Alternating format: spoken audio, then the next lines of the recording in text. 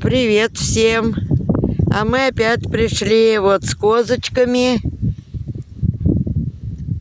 А Танюха опять моя купаться.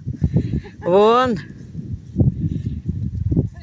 И Ильин тут сосед тоже купается.